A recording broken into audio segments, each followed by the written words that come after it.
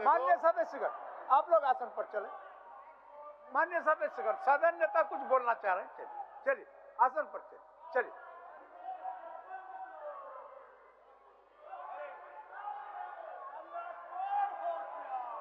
आप लोग भी आसन पर चले। मान्य बहुत अच्छी बात नवीन जी, अच्छी बात बताऊंगा। नवीन जी, चलिए सबको लेके चलिए आसन में।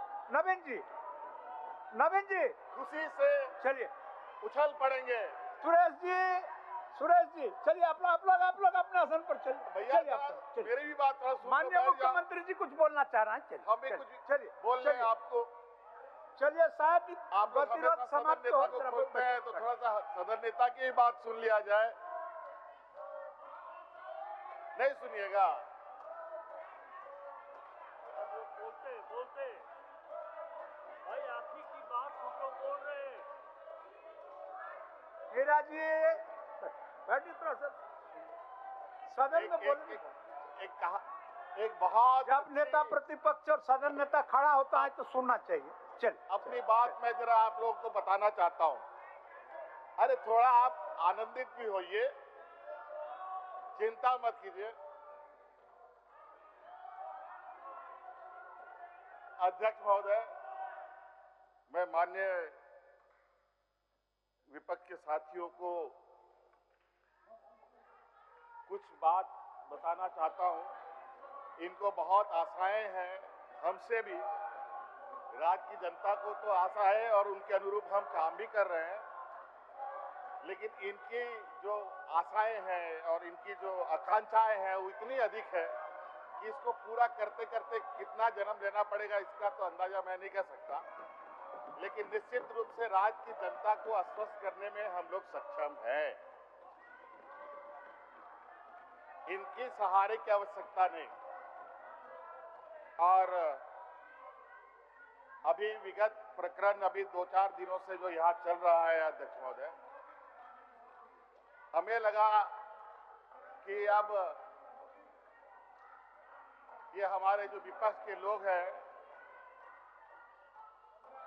इनमें अब कुछ रस बचा नहीं है, सब खत्म हो गया, ऐसा मुझे गलतफहमी था।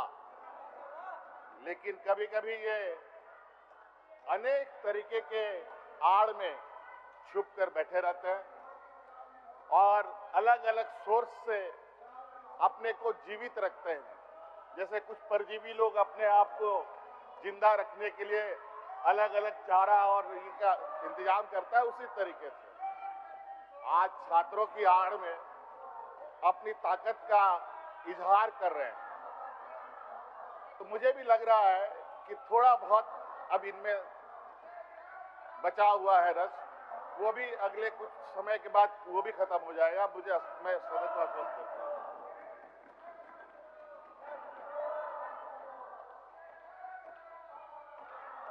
अध्यक्ष महोदय, सरकार की मंशा जेपीएससी से जुड़े विषय डीडीपीएल के द्वारा लिया गया एग्जाम के संदर्भ में आप लोग छात्र के हित में बात रखे नहीं और बात कर रहे हैं तो सुन भी नहीं रहे हैं। कम से कम सुनिए तो। सीआईडी, सीबीआई, सुनिए तो। तरह तरह की चीजों को लेकर सदन में बात आ गई है और सरकार की मंशा पूरे राज्य को पता है और सदन के माध्यम से भी बताया गया है। लेकिन हमारे विपक्ष इस राज्य के भविष्य, इस राज्य के आने वाली पीढ़ी को क्या सही और क्या गलत है उसको ना समझ पाए, इसके लिए निरंतर इनका माननीय सदस्य, अब इनको लगता है कि विगत 6-7 सालों में इनके पास रिपोर्ट बचा नहीं था, तो एक ऐसा दौड़ पर ये दौड़ चले हैं जहां फिर से इनको खाली हाथ ही हासिल होगा। अध्यक्ष महोदय, किन किन परीक्षाओं को हम रद्द करने जा रहे हैं, रद्द करने का निर्णय लेने की सरकार ने छात्रों को आश्वस्त किया है। किन किन परीक्षाओं को जांच करने का आश्वासन दिया है और ये सारी चीजें बड़ा ही मकड़जाल की तरह बुना हुआ जो इन्हीं के द्वारा बुनाया गया है अध्यक्ष महोदय। DDPL कंपनी कहाँ की है अध्यक्ष महोदय? यूपी की है, लखनऊ की है अध्यक्ष महोदय। वहां से वो षड्यंत्र करके यहाँ के यूपी बिहार के लोगों के साथ जुड़ाव बना करके यहाँ के नौजवानों को दिग्भ्रमित करने का काम कर रहा है अध्यक्ष महोदय। अध्यक्ष महोदय, मुझे लगता है कि जो सरकार ने निर्णय लिए हैं अध्यक्ष महोदय, रिफॉर्म्स का रद्द करने को लेकर और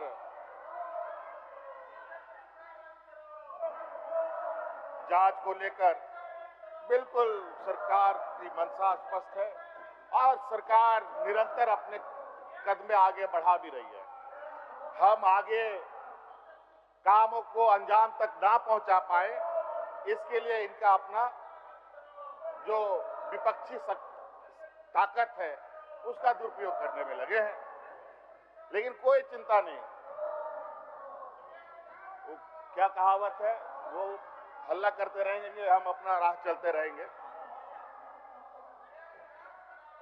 तो इसलिए अध्यक्ष महोदय, भैंस के सामने बीन बजाने से कोई फायदा नहीं।